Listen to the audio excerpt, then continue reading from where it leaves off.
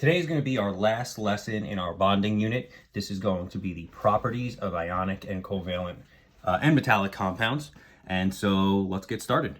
So for ionic compounds, it all comes from the fact that they are this repeating grid of positives and negatives. So because of this large grid, we can say that they are held together by electrostatic forces. That's a fancy way of saying the opposite charges attract. They're made up of ions.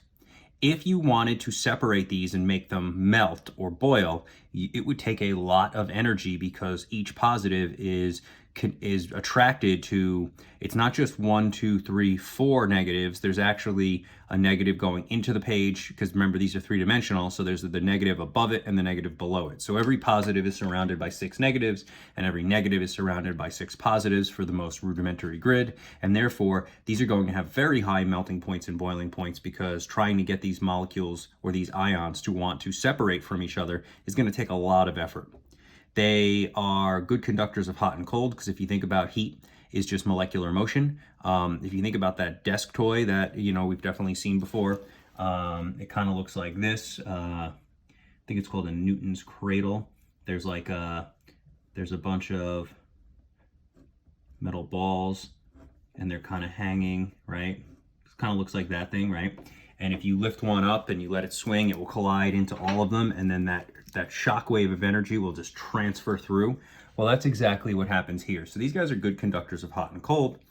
But they're also easily broken, which we call brittle. And the reason they're easily broken, and you see this every winter they put salt on the sidewalk so to melt the ice. I'm not going to get into how because we'll talk about that in another time.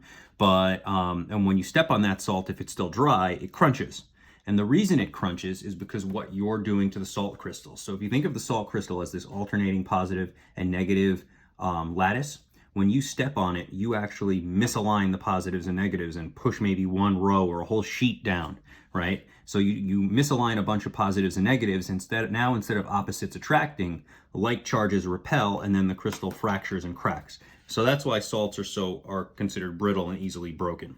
Now, I'll talk about conducting electricity at the very end because I'm going to sum all three up because that one tends to be a little bit more complicated. Molecules or covalent compounds are made up of molecules. They are individuals. So if you notice, this is one H2O molecule. This is a distinctly different one, and there's a third different one. The pink dotted line is just showing the attraction between different molecules, but that is not an actual physical connection. It's just a magnetic attraction. Because those molecules they're held together by what we call intermolecular forces. They don't share any of their electrons. That's what makes them individuals. Therefore, they have no ions. And because of their nature, because they're individuals, if you want to get them to separate, there's not really a lot holding them together. So therefore, they have a low melting point and low boiling points, relatively speaking. Obviously, boiling water is hot to us, but it's nothing compared to boiling salt, which obviously most people have never seen. And so they have relatively low melting and boiling when compared to their other bond types. They are soft, and if you think about it, if you wanted to cut this, obviously a block of ice might be hard to us, but compared to a block of metal, it's not that hard. If you wanted to separate these water molecules, it doesn't take much to get one water molecule to separate from the other because they're not actually bonded together. They form predictable compounds. That's the octet rule, and we put them together using trial and error in the octet rule, and we want to make everything stable. So they are relatively predictable. They can form these really long chains, which I'll show you on the back of this page, making what we call network solids and eventually allotropes. I'll explain that in a minute. That's more of an organic chemistry thing, which we will get to relatively shortly. For metallic bonds, we don't do much with them. They have a large grid, very similar to ionic. The difference is where in ionic the atoms exchanged electrons to become ions. In metallic, the atoms threw away their electrons and they all became positive. And now what makes electrons have the properties, or metallic bonds have the properties that they do, is those mobile C of thrown away electrons. Basically, they're so unbelievably small compared to an atom. This is not accurate. They would be thousands of times smaller, tens of thousands of times smaller than this atom if this were a large metal atom. And they're so small that they can actually freely move throughout and they can trade places, kind of like a conveyor belt or a mobile sea of electrons. The same way an ocean or water can, like if you had if I had a jar of marbles, I could pour water right into that jar because there's so much space between the marbles and the water is so small that it can just very casually flow right through the gaps. That's what's happening here. What holds them together? The mutual attraction to the mobile sea of electrons. Because they are all interattracted to their electrons, they do stick together really well. Therefore, they have very high melting points for the most part. There are some exceptions, a notable exception, mercury, and some other ones that have low melting points. But in general, most metals have very high melting points. They are good conductors of hot and cold for the same reason that ions, the ionic compounds, are good conductors of hot and cold, because these atoms, again, they're really touching. The metal atoms are basically touching, and I'm overdrawing this just because if I drew it the correct way, there'd be so little, the electrons would be so small we wouldn't be able to see them, and then you wouldn't make a very good diagram. So really the atoms are touching. So if any vibration comes through one, it's going to connect to all the others, just like the ionic ones did. They are malleable. What that means is they can be hammered or rolled into sheets. So the reason you can bend a metal, or the reason we can make aluminum foil out of aluminum, but we couldn't make it out of wood. We couldn't flatten wood till it became a foil, and we couldn't flatten a salt until it became a foil. They would just shatter or break, is because if you were to try to, let's say you were to try to do this over here and knock these metal atoms around because you hit them with a hammer. That's what malleable means, right? An old word. A mallet is an old word for a hammer. So if you were to hit them with a hammer and you misalign the atoms, what's going to happen is the electrons are just going to move into the new middle. So every time you hit the atoms and misalign them, the electrons are very rapidly, instantaneously, just going to move to into the gaps and fill in the space. And you're never going to get positive and positive repelling, because you can't possibly move the atoms enough or fast enough to make that happen. So metals can bend. Now, can you break some metals? Yes, but under the right conditions, most metals do bend very easily, and they are hammerable.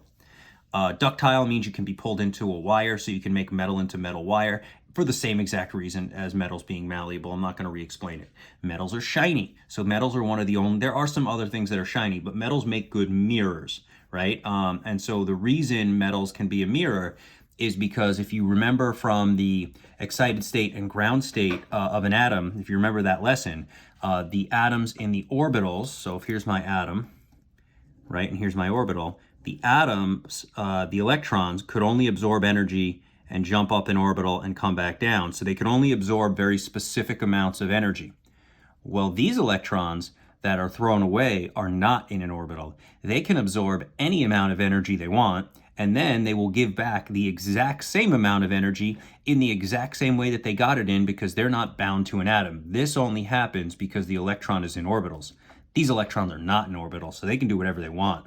There's no rules for them. And that's why when you look at a mirror, the photons that are bouncing off your body can go into the mirror, get absorbed by the metal surface on the mirror, and then be re-emitted right back to you so that you can see it. And the reason it looks exactly the same is because they absorb and release the exact same amount of energy every time, because they are not in orbitals. Last but not least, why do they conduct electricity? So there are two things you need in order to be able to conduct electricity. There are two requirements. You need mobility and ions. So you need to have ions. And if you don't have ions, then too bad, you don't conduct. And you need to go a step further. You need to be able to move those ions. Those are the requirements to be able to conduct electricity. So ionic compounds conduct electricity when they're melted or dissolved in water. And the reason is because when they're melted into a liquid, they're mobile and they're made of ions. And when they're dissolved in water, they literally go into the water, and now they're mobile and they are made of ions. So they meet those charges. When an ionic compound is a solid, it does not conduct electricity. And the reason is simple. It is made of ions. So yeah, that's always a check for ionic compounds. But when it's in the solid form, the ions are not free to move around. And therefore, if you can't move your ions, you can't conduct electricity. You need both of those things have to be met. So ionic conduct some of the time. They conduct when melted or dissolved in water, but not solid. Covalent conduct never, because whether they're mobile or not, covalent compounds share their electrons. They do not have ions, and if you have no ions, then you cannot conduct ever. And ionic compounds conduct all the time, because no matter what phase of matter they're in, even if they're a solid, their positives may not be able to move, but their negatives are free to move all they want. That's the mobile sea of electrons. So in any phase, a metal can conduct electricity because it has mobile ions through the mobile sea of electrons. So when we break these down, think of it like this. Metallic, they always conduct, no exceptions. Covalent, never, no exceptions. Ionic, half the time, meaning they conduct when melted or dissolved in water, but never solid. Now, some people may be asking, well, dissolving the ionic compound in water is putting it in a covalent compound. Yes, but that's not the covalent compound that's doing the conducting. The covalent compound is just giving it the mobility that it needs to conduct. It's not, the covalent's not actually conducting. Like, a lot of people don't realize this. If you were to stand in pure, distilled, unionized water, and then someone were to, plug an electric cord into the wall and throw it in the water, you're not going to get electrocuted. Now, don't try it at home, because your water at home has ions in it. No matter what water it is, whether it be from the tap or even from the store, there is enough ions there to conduct electricity. I'm talking about actual distilled water that is pure H2O and has no ions in it.